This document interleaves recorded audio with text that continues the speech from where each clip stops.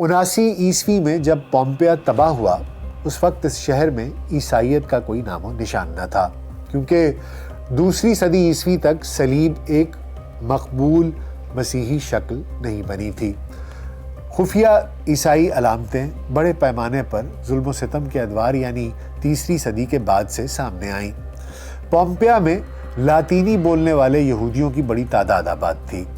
اس شہر کی تباہ حال دیواروں پر جو خفیہ الفاظ اور علامتیں موجود ہیں، ایسی کئی علامتوں کا یہودیت سے تعلق بہرحال ثابت ضرور ہوتا ہے، اور ماہرین اس بات کا کھوج لگا رہے ہیں کہ پومپیا کے باشندوں کی نسل کون سی تھی، ان کے خاندانی تعلقات کیسے تھے۔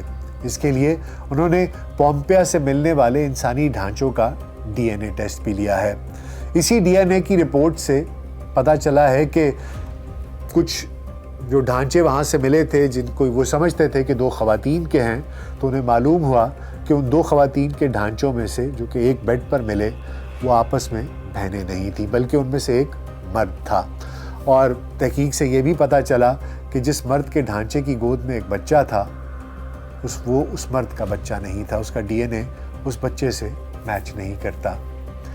ماہرین کی تحقیق کے مطابق پومپیا ایک کثیر الثقافتی شہر تھا۔ اس شہر کا خاندانی نظام اور اس کے باسیوں کے سماجی تعلقات آج کے زمانے کے لحاظ سے پیچیدگی کا شکار تھے، کیونکہ ان میں زیادہ تر افراد مختلف آبادیوں سے آئے تھے۔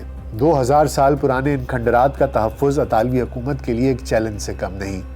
اب انہوں نے اس جائے عبرت میں مسلسل گشت کے لیے ایک روبوٹ کتے کو بھی مامور کر دیا ہے۔ یہ مشینی کتا نہ صرف اس شہر کی قدیم باقیات کی حفاظت کرتا ہے، بلکہ چوروں کی بنائی گئی سرنگوں کا بھی سراغ لگاتا ہے۔ اور اب سوچنے کی بات یہ ہے کہ آج سے ہزاروں سال قبل ان لوگوں کی کیا شان و شوکت ہوتی ہوگی، وہ اپنے آپ کو کیا سمجھتے ہوں گے جنہوں نے قدرت کے قوانین کی بھی پرواہ نہ کی اور ایسی اخلاق سوز حرکتوں میں ملوث ہو گئے۔ لیکن پھر خدا کا عذاب نازل ہوتا ہے اور ایسے سرکشوں کو توبہ کرنے کا بھی موقع نہیں ملتا، اور ہزاروں سال بعد بھی کتنے لوگ، لاکھوں لوگ ان کو عبرت کے نشان کے طور پر دیکھتے اور جانتے اور پہچانتے ہیں۔ اور سوچئے آج ایک مشینی کتا ان کی باقیات کی حفاظت کر رہا ہے۔ یہ تھی پومپیا کی کہانی۔